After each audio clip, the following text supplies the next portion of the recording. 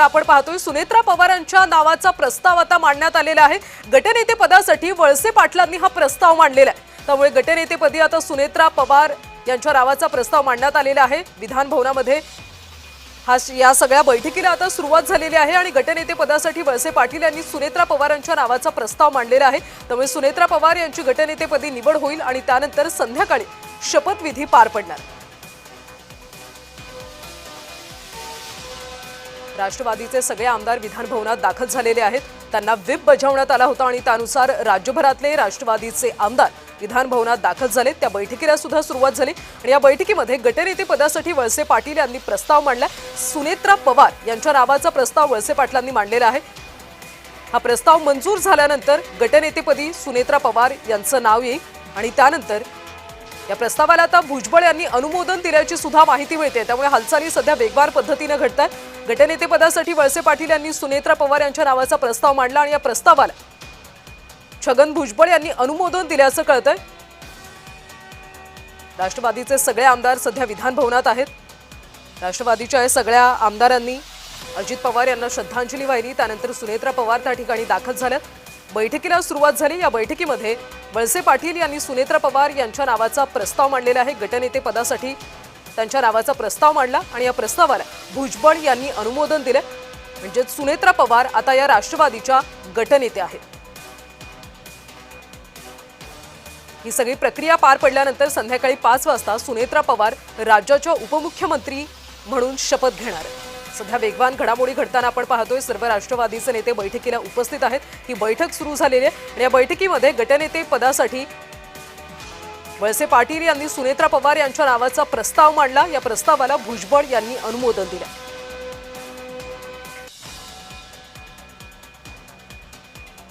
त्यामुळे आता संध्याकाळी 5 वाजता सुनेत्रा पवार राज्याचे उपमुख्यमंत्री म्हणून शपथ घेणार। त्यामुळे हा सगळा शपथविधीचा सोहळा कशा पद्धतीने पार पडतो, पवार कुटुंबीय इथे उपस्थित राहतात का हे पाहणं महत्त्वाचं आहे। ही सगळी एक्सक्लुझिव्ह आतली दृश्य आपण पाहतोय। विधान भवनामध्ये राष्ट्रवादीच्या सगळ्या नेत्यांची ही बैठक सुरू आहे आणि या बैठकीमध्ये वळसे पाटील यांनी सुनेत्रा पवार यांचं नाव त्यांच्या नावाचा प्रस्ताव मांडला गटनेते पदासाठी आणि या प्रस्तावाला छगन भुजबळ यांनी अनुमोदन दिले। त्यामुळे आता गटनेतेपदी सुनेत्रा पवार यांचं नाव निश्चित झालंय। गटनेता म्हणून सुनेत्रा पवारांचं नाव निश्चित झालंय। विधान भवनामध्ये सुनेत्रा पवार दाखल झालेले आहेत। गटनेते पदासाठी वळसे पाटील यांनी सुनेत्रा पवार यांच्या नावाचा प्रस्ताव मांडला आणि या प्रस्तावाला छगन भुजबळ यांनी अनुमोदन दिले। त्यामुळे या विधान भवनातल्या सगळ्या प्रक्रिया आता वेगवान होताना दिसतात। काही वेळातच गटनेतेपदी सुनेत्रा पवार यांचं नाव येईल। जवळपास ते आता निश्चित झालेलं आहे कारण छगन भुजबळ यांनी या प्रस्तावाला आता अनुमोदन सुद्धा दिलेलं आहे। तर ही सध्या राजभवन अर्थात लोकभवनामधली ही हा फोटो आपण पाहतोय। तिथे सुद्धा शपथविधीची सगळी तयारी केली जाते। अतिशय साध्या पद्धतीने हा शपथविधीचा सोहळा होईल अशी माहिती मिळते। राजभवनातला हा फोटो आहे। राज्यपाल खरं तर सध्या महाराष्ट्रात नाही आहेत, मात्र ते संध्याकाळी 5 वाजेपर्यंत महाराष्ट्रात पोहोचतील अशी माहिती आहे आणि त्यानंतर हा शपथविधीचा सोहळा होणार आहे। शपथविधीसाठी लोकभवनामध्ये सुद्धा सध्या तयारी करण्यात आलेली आहे अतिशय साध्या पद्धतीने, कारण अजित पवार जाऊन केवळ 4च दिवस झाले। त्यामुळे अतिशय साध्या पद्धतीने हा शपथविधी सोहळा होणार आहे। आपण पुन्हा एकदा जाऊयात आमचे प्रतिनिधी शुभम उमाळे यांच्याकडे।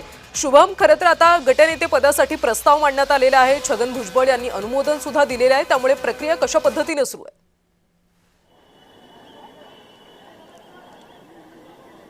खरं तर कल्याणी, प्रक्रिया सध्या विधान भवनाच्या आतमध्ये सुरू आहेत, पण ज्या पद्धतीने अनुमोदन देण्यात आलेलं आहे आणि प्रस्ताव हा देखील देण्यात आलेला आहे त्यामुळे कुठेतरी आता 99.9% निश्चिती ही सुनेत्रा पवार यांच्या नावाची झालेली आहे।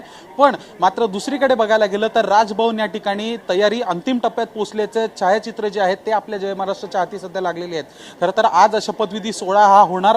राज्यपाल महाराष्ट्रात जरी नसले तरी मी मगाशी म्हटल्यानुसार राज्यपाल हे येणार आहेत, महाराष्ट्रामध्ये मुंबईमध्ये येणार येणार आहेत आणि 5:30 वाजता जो आहे शपथविधी सोहळा हा ठिकाणी होईल आणि त्याचे चित्र जे आहेत ते देखील समोर आलेले आहेत. सध्या विधान भवनमध्ये पाहायला गेलं तर मग सुनेत्रा पवार यांच्या नावाची निश्चिती झालेली आहे गटनेतेपदी आणि याच्याबद्दलचं फक्त आता अधिकृत रित्या जे आहे पत्रक जे आहे ते आता समोर येईल आणि ते आल्यानंतर सगळ्या पद्धतीने गटनेता निवडी झाल्यानंतर उपमुख्यमंत्री पदाच्या शपथसाठी ज्या प्रक्रिया राबवल्या जाणार आहेत पक्षाकडनं असेल किंवा वरिष्ठांकडनं असेल त्या देखील करण्यात येणार आहेत. अशामध्येच समजा पाहायला गेलं तर एक महत्त्वपूर्ण हालचाल महाराष्ट्राच्या राज्यासाठी आणि महाराष्ट्राच्या भविष्यातील सर्व घडामोडींसाठी ही महत्त्वाचा आजचा दिवस मानला जात आहे. एकीकडे स्वर्गीय अजितदादा पवार यांचं निधन झालेलं आहे, त्यानंतर त्यांच्याच गादीवर असं म्हणता येईल उपमुख्यमंत्रीपदी त्यांच्या धर्मपत्नी सध्या विराजमान होतानाचं चित्र हे महाराष्ट्रासमोर आणि देशासमोर येणार आहे. आपल्याला माहिती आहे केंद्रीय गृहमंत्री अमित शहा हे देखील आले होते आणि इतकंच नव्हे तर मुख्यमंत्री देवेंद्र फडणवीस आणि उपमुख्यमंत्री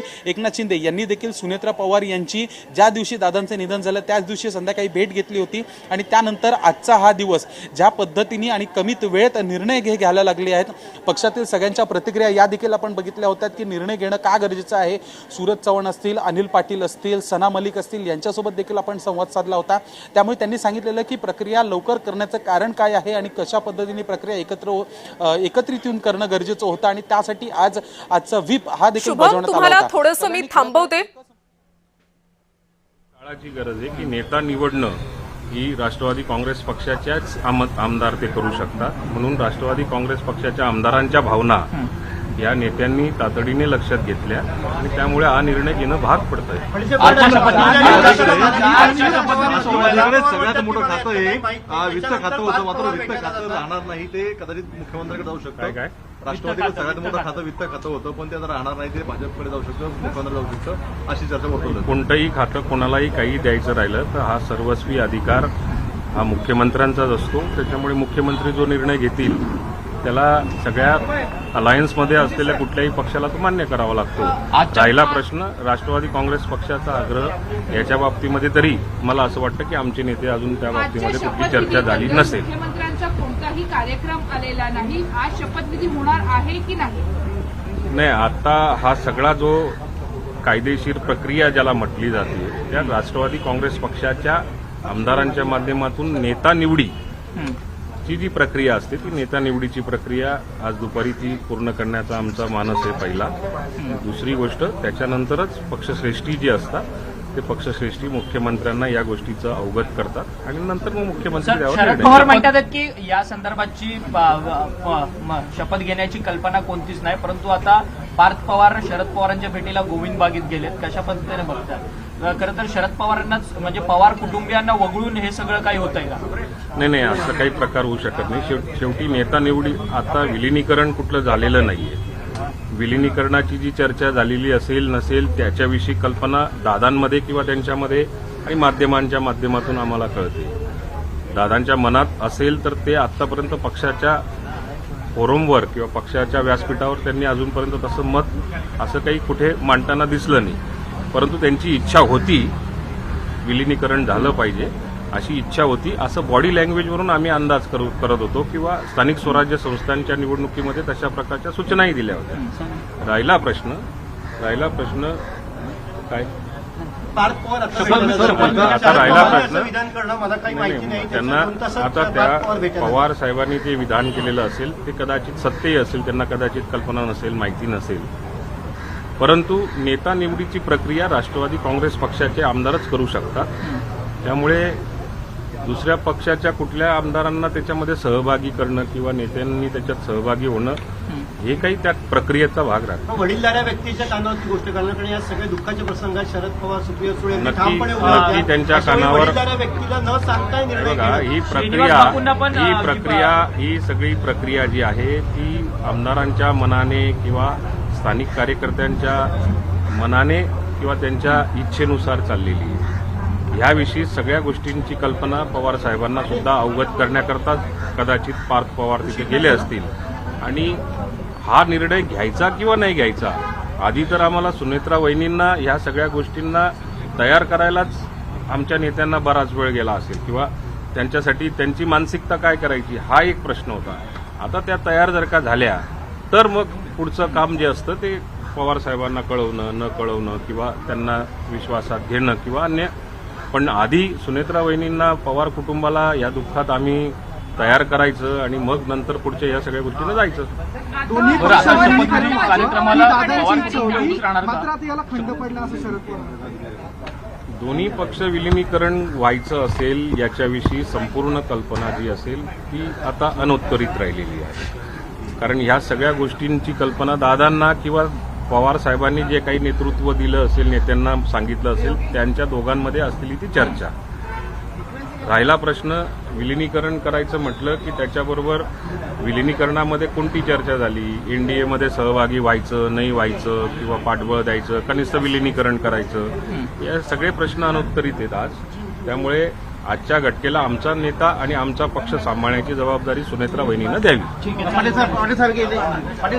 तर राष्ट्रवादीचे आमदार अनिल पाटील यांनी माध्यमांशी संवाद साधला आणि त्यावेळी म्हटलं की आता सुनेत्रा पवार यांच्यावर आम्ही आता पक्षाची जबाबदारी दिलेली आहे. या दुःखाच्या काळात सुनेत्रा पवार यांना आम्ही तयार केलं आणि आता गटनेतेपदी त्यांची नियुक्ती झाली आणि आज संध्याकाळी शपथविधीचा सोहळा होईल. मात्र विलिनीकरणाबाबत ज्या काही चर्चा सुरू होत्या त्या चर्चा सध्या अनुत्तरित आहेत असं त्यांचं म्हणणं आहे. कारण पक्षाच्या फोरमवर अजित पवार यांनी विलिनीकरणाबाबत कधी कोणतीच माहिती दिली नाही असं अनिल पाटील म्हणाले. त्यामुळे नेमकी शरद पवार आणि अजित पवार यांच्यामध्ये विलिनीकरणासंदर्भात त्यावेळी नेमकी काय चर्चा झाली होती याची पक्षातल्या आमदारांना कल्पनाच नव्हती असं अनिल पाटील म्हणतात. त्यामुळे आता पुढे नेमकं विलिनीकरणाबाबत काय होतं हे पाहणं महत्त्वाचं आहे. मात्र सध्या गटनेतेपदासाठी सुनेत्रा पवार यांचं नाव मांडण्यात आलं, त्यांच्या नावाचा प्रस्ताव मांडण्यात आला आणि त्याला छगन भुजबळ यांनी अनुमोदन दिले. ही एक्सक्लुझिव्ह दृष्ट सध्या आपण जय महाराष्ट्रभर पाहतो. राष्ट्रवादीचे सगळे आमदार सध्या विधान भवनात दाखल झाले. ही बैठकीतली दृश्य आपण पाहतो. या बैठकीमध्ये वळसे पाटील यांनी गटनेते पदासाठी सुनेत्रा पवार यांच्या नावाचा प्रस्ताव मांडला. छगन भुजबळ यांनी अनुमोदन दिलेलं आहे. त्यामुळे ही प्रक्रिया सध्या पार पडली आहे. त्यामुळे आता गटनेते पदासाठी सुनेत्रा पवार यांचं नाव जवळपास निश्चित झालं. सुनेत्रा पवार यांची गटनेतेपदी आता